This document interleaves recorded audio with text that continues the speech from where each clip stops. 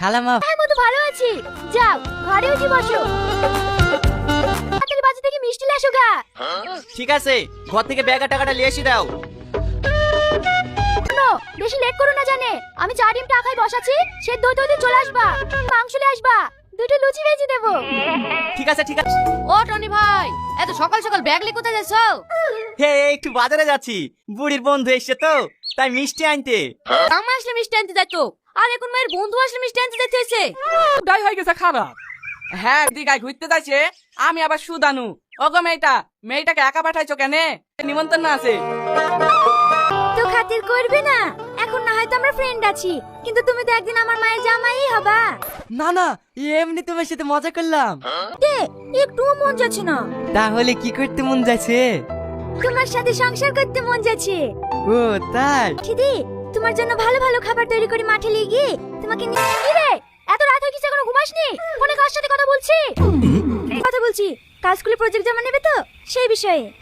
কৃষ্ণি ঘুমা। টনি মেয়ে রীতি নাই, ওর বলে ভালো বন্ধু।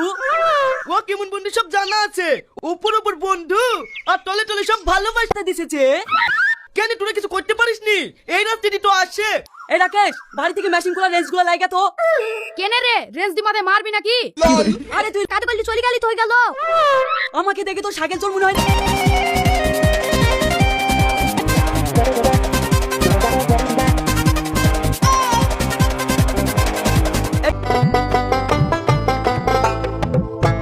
তুমি একদিন সাথে করে লিখে বেরিয়ে আসো।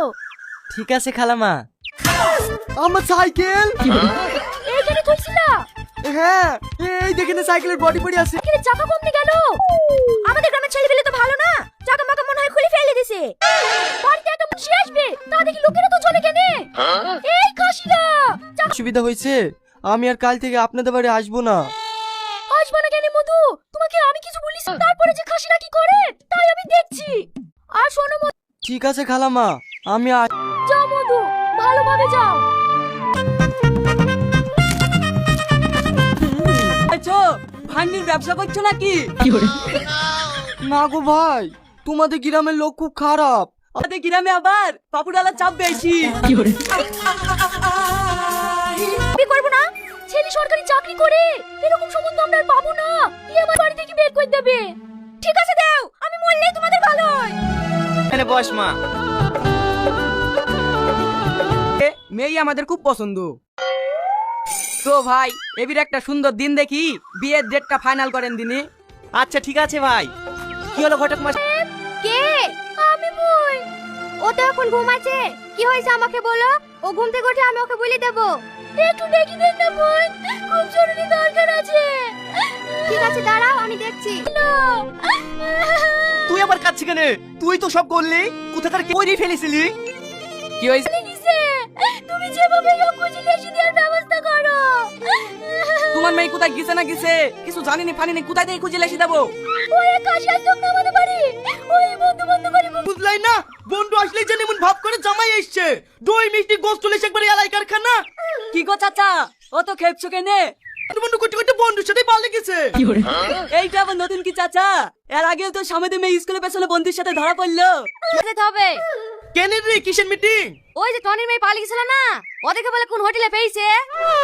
ও, ওদের কি পেছনে ভালোবাসা করে পালিয়ে গেছে। এখনকার যুগে এটা বিশাল কমন ব্যাপার হয়ে গেছে। ছেলের সাথে মেয়ের বিয়ে দিতে হবে। এবার আপনার বক্তব্য বলেন। আমার বক্তব্যের বিয়ে দেবো না। বিদেব না বললে হবে? তোমার ছেলে আমার মেয়েকে ভুগি ভাগে লিখেছিল, আমার মেয়ের দুনাম হলো না? হ্যাঁ, তোমার মেয়ে ললে দুধ খাইছিল না, আমার ছেলে ভুকি ভাগি লিখিছে। দেখ, মুখ সামলে কথা বলবি। তোর ছেলে লেগে আমার মেয়ের দুর্নাম হয়েছে। এখন যদি বিয়ে না করে, তুই আর তোর ছেলে এখান থেকে চালিয়ে বাড়ি যেতে পারবি নি। এই গঙ্গায় ভাসি দেবো। এই এখানে আই। তুমি কি এই ছেলেকে বিয়ে করবা? ঘাল লড়াইও না, বেগিনার মতন পালিয়ে যেতে পেরেছো। আর এখন লজ্জা কিসের? মুখে বলো। হ্যাঁ, আমি করব। এই তুই না, আমি ওকে বিয়ে করবো না। আজকে আমার সাথে পালিয়ে গেছে, কালকে অন্য কারোর সাথে পালিয়ে যেতে পারে। এই, আমার মেয়ে তুই দুর্নাম করে বিয়ে করবি না মানে? তোদের মতন বাপ মায়ের। এই তোর ক্ষমতা আছে ওই ছেলের সাথে জোর করে? শোন, তোদের অনেক বুঝার ভুল আছে। যখন তোর মেয়ে প্রথম বাড়িতে বন্ধু নিয়ে আসলো, তখন তুই কিছু বললি নি? তখন তোর মনে রাখ, একটা ছেলে আর মেয়ে কোনোদিনই বন্ধু হতে পারে না। বন্ধু নামটা হইলো ভালোবাসার সার্টিফিকেট, যাতে গ্রামের লোক কিছু না বলতে পারে। তুই ঠিকই বলিস রে ভাই, আমাদেরই বোঝার ভুল।